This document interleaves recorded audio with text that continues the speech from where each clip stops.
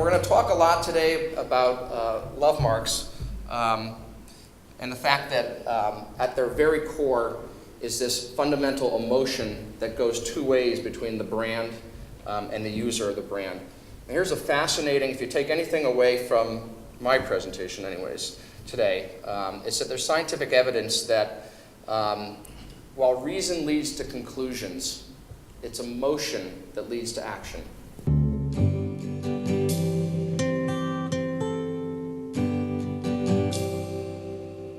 It's not time to make a change.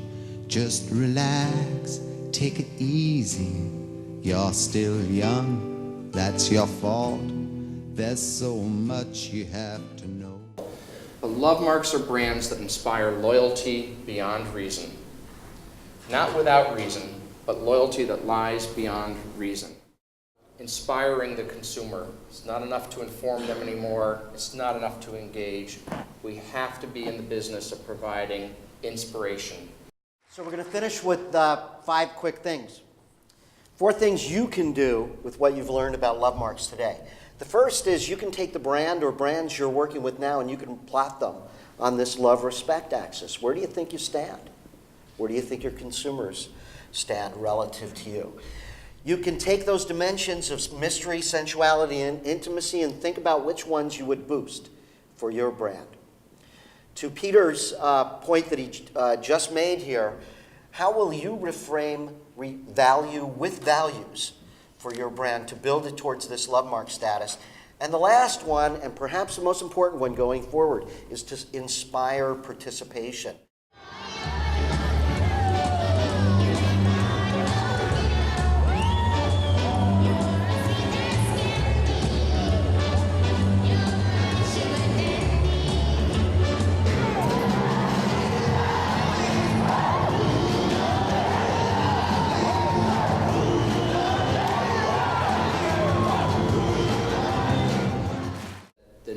First word in marketing is join.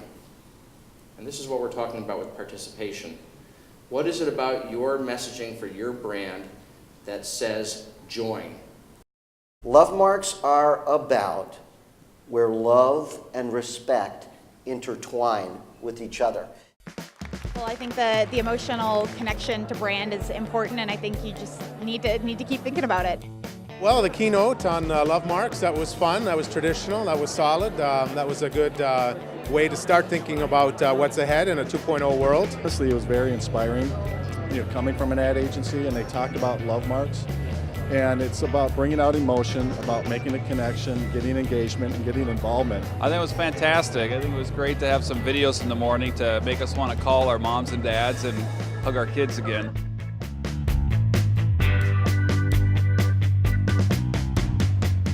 I'm John Bowman, Global Director of Strategic Equities at Saatchi Saatchi. Primarily, I work with General Mills here in the US and all around the world. Wherever they are, we work with them. What we've come here to speak about with all the attendees at the conference today is love marks, which is about building the future beyond brands towards loyalty beyond reason, not without reason, but beyond reason, through the dimensions of love and respect.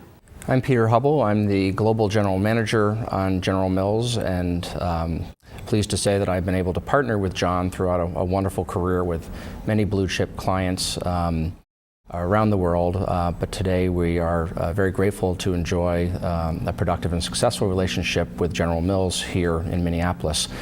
If I've come to realize any one thing over the course of 27 years in the business, it's that if you want to get different results, you have to work differently.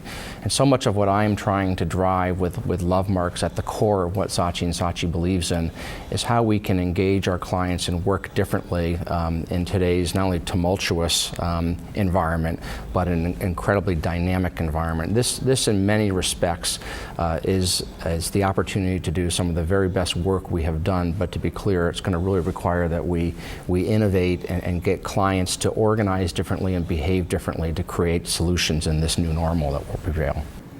A love mark is a brand that inspires loyalty beyond reason, and that's done through strategic intent. The dimensions, the two primary dimensions are respect, which most marketers work on. You can plot this out. And respect is built from performance, trust, reputation. All those are absolutely vital to success, but they are not sufficient. The brands that also seek to build the dimensions of love, which are mystery, intimacy, and sensuality. These are brands where their relationships can endure all kinds of economic conditions. Your most loyal consumers will advocate for you because you come to stand for things that they identify with and care about. Love Marks, in theory, is extremely provocative and inspirational, and there probably is not an attendee here today who didn't aspire to have their brand be a love mark. Yet the realities of their workplace and culture will probably snap them back to doing what they continue to do. So I think it's very important to find a way to activate love marks in your culture, and that begins with a belief that any brand can be a love mark.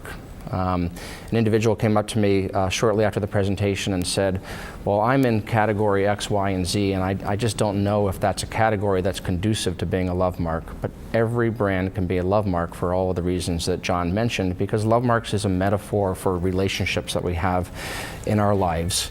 And so every brand in any category can aspire to have a higher order relationship that's built on loyalty beyond reason.